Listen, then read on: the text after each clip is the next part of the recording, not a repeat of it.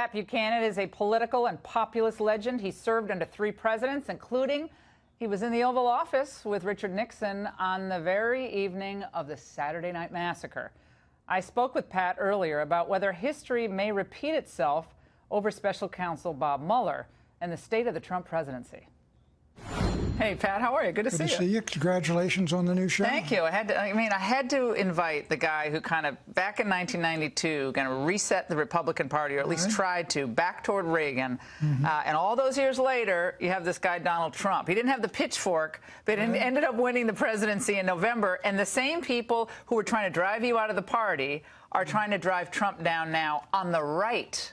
And they're out there. Well, exactly. But Trump ran on those same issues we had back then that matured: secure the border, no more foreign wars, unnecessary wars, and also no more of these trade deals that are exporting American jobs and factories. And Trump ran and beat 15 or 16 establishment Republicans, amazingly won the election. But you wouldn't know it by listening to John McCain. He was at the U.S. Naval Academy and gave a speech where he talked about the isms and how protectionism, isolationism, nativism are taking over the Republican Party, and how the fake crackpot conspiracy theories are dominating the national conversation. He's acting like, you know, Trump's the problem, not the solution. But the point is that look, John McCain is making this case, but the idea was, we lost all these jobs, we lost these factories. What is wrong with protecting American factories, America's national independence, American sovereignty? That's what the American people voted for. But he'll say, Pat, that that's not what the Republican Party's history is. But does he know his history, given what Republican presidents have done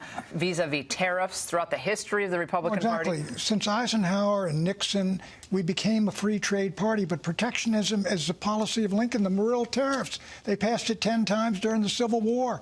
Tariffs were in the protectionism was in every Republican platform until 1948. How do they think they built up this mighty industry in the United States, the greatest in the history of the world? How did the Chinese name me one country in the world, great country, great economy, that built up its economy on free trade? Well, let's talk about what McCain says about walls. He said, look, we tear down walls. We don't put up walls, of course, making the reference to Reagan, Mr. Gorbachev, tear down this wall. Is that appeal? Would that be the same John McCain who walked along the border and said, build the dang fence? I mean, when he was running last time out, look, the entire Western civilization, the issue of mass immigration from the third world, unchecked immigration, is causing countries all over the Western world to build fences, to build security fences, to control immigration. Ronald Reagan said a country that doesn't secure its borders, doesn't protect its borders, isn't really a country anymore. What do you think Reagan would think of all of this today, where the party is, where the... I think Reagan was a conservative of the heart, I believe, like me. He was intellectually there.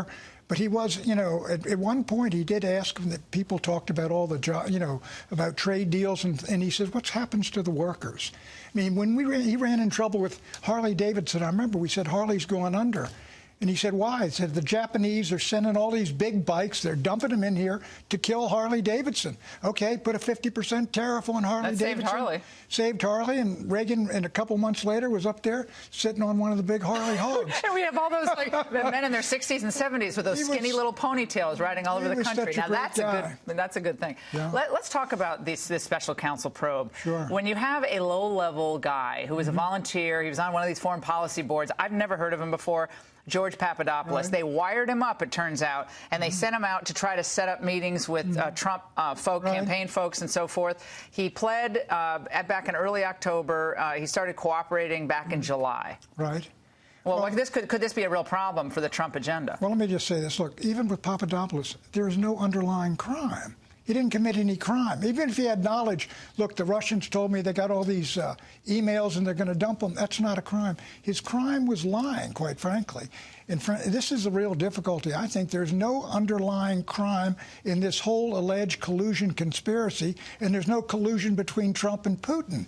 But there's a problem if you call people on the phone and you got that wire on and he's been told what to say. This is the real problem, I think, for the Trump administration legally.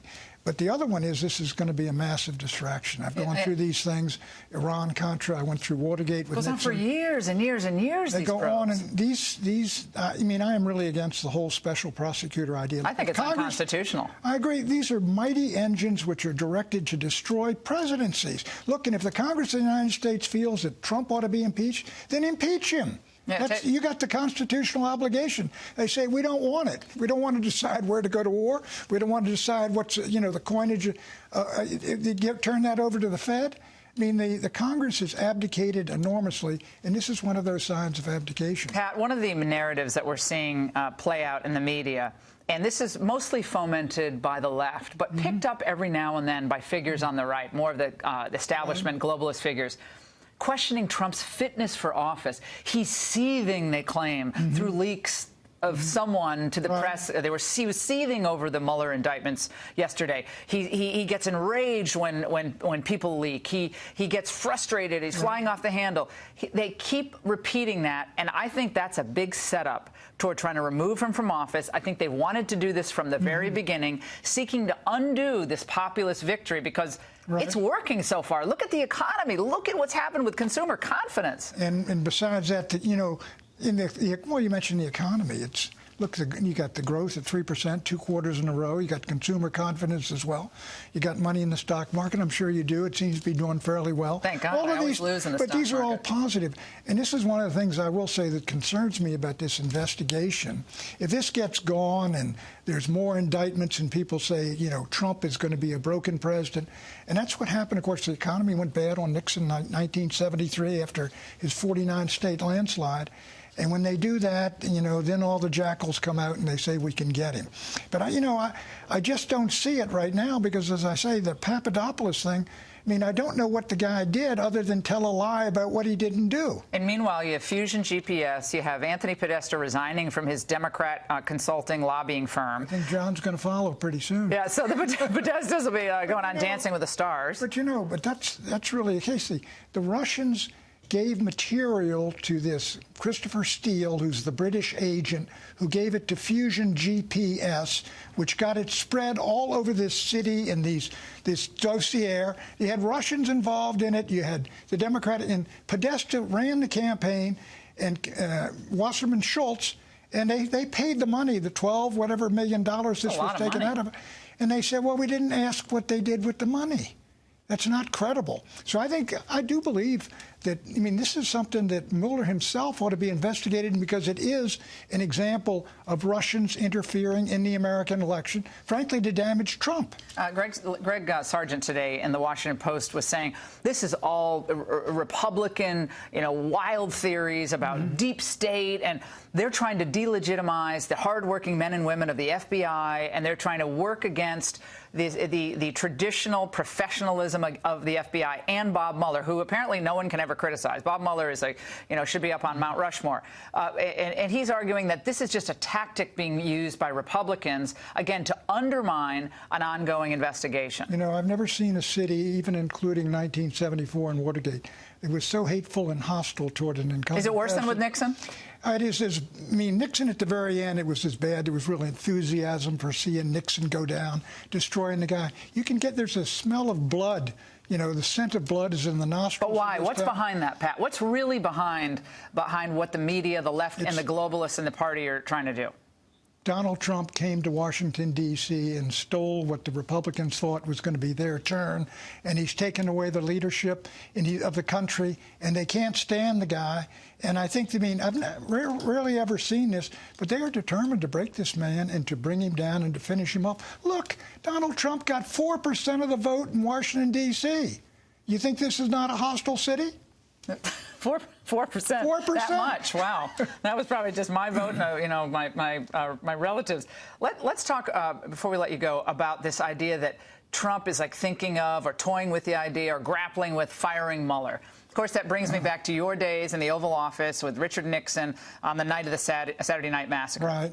Tell us about whether that. He has a constitutional right to do it, no doubt about it. Special counsels in the executive branch, but that would set off a huge firestorm. Nixon had no choice. I wrote him that morning. I said, you're going to have to fire Richardson, because Richardson, in my judgment, turned on us. He said he would fire Cox if Cox didn't accept a deal. And so Richardson says, I'm not going to do it. You know, if I'm going to stand by Cox. And we had Henry Kissinger in Moscow. You had the Middle East war going on at that time. Nixon's telling Brezhnev, I will move in the Middle East if you do. So I said, you got no choice, Mr. President. So Nixon calls me over to the Oval Office at 3 in the afternoon, and he says, I got Henry over there with Brezhnev. What is Brezhnev going to say if I let the Attorney General of the United States buffalo me and bull me and make me back down? He's got to go. And so we talked about it for about 45 minutes, and he said, you better go out this way because Elliot's coming in this way with Haig. And so I went out this way, and there was my friend Elliot Richardson. I said, hi, Elliot, how are you? And he had this sort of smile on his face, and Haig had his head down like a sheriff leading someone to execution as he walked in and got hammered by Nixon. I went over to this restaurant over here where they had the roller skates and everything, and I told 2 friends of mine in town, there'll be impeachment resolutions in the House on Tuesday. And sure enough, there are about 20 of them next Tuesday. And do you have a doubt that that would happen if I had no doubt. I had urged moved Nixon, against Mueller? I had urged Nixon to burn the tapes 3 months before and to get rid of Archibald Cox before he'd been built up. But by then, he had this huge operation. The press was covering him.